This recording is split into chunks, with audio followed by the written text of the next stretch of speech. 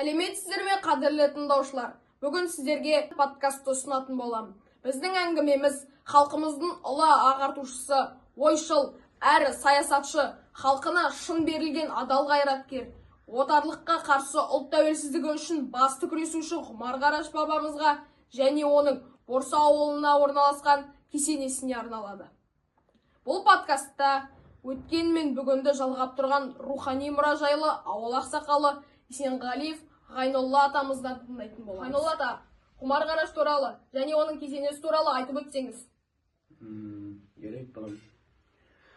Балам, мен Ғұмар Қараш туралы аздап түсінігім бар, оқығаным бар, естігенім бар. Ғұмар Қараш бабамыз осы мынау Нұрқай деген жерде, осы жерде сол Нұрқай байдың балаларын оқытуға келіп жатқан кезде жаңағы қас дұшпандарына қолды болып кеткен адам. Оны 1978 жылы Жұлдыз журналынан оқығаным бар.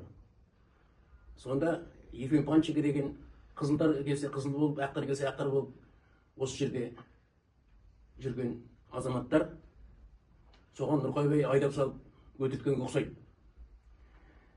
Енді менің естуім бойынша мынау біздің қасымызда 10 шақырым жерде Волгоград облысы Паласқа ауданының Көлік деген елді мекені бар.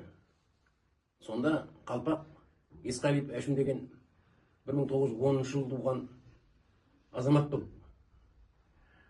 Осы Ғұмар Қараш туралы ол кісіден менің сұрағанымда, мен сол кезде 11-ге қараған баламын. Ғұмар Қарашты қасында баласы бар. Жаздың ортасында Бектас деген елді мекенге алып беріп, сол жерде байлап қойып, өздері тамақ ішті. Сонан кейін алып кетіп, жаңағы Кумскіге қарай шыққан бір қырдың басында баласымен екеуін қылышпенен кескілеп өлтіріп, үлкендер жолай алмады. Біздер баламыз шапқылап жүрміз.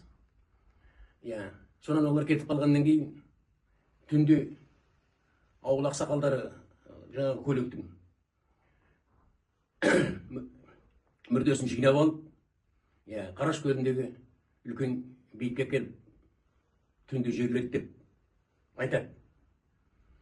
Оны растайтыны менің осында Борсада тұрып жұмыс істеп келемін. Осында менің Дәулен Қамит деген үлкен ағамыз бұл. Сол кісінің Жамөкеш деген жеңгесі, ол кісі де сол жаңағы Бектасқа әкеліп байлап қойып, сонан кейін алып кеткенін кезектеп жүріп көргенбіз деп айтады. Мен жаңағы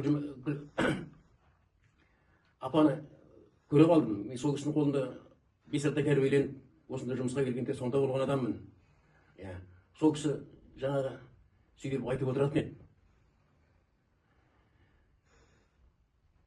Енді 18 жылы сол бабамызға мынау Ғұмар Қараш,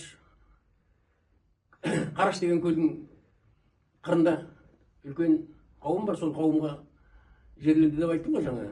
Сол жерге 18 жылы кесене салынып, қазір сол халыққа үлгі боларлықтай кесене болып, жас жеткіншек балаларымыз сонда барып басына тәу етіп,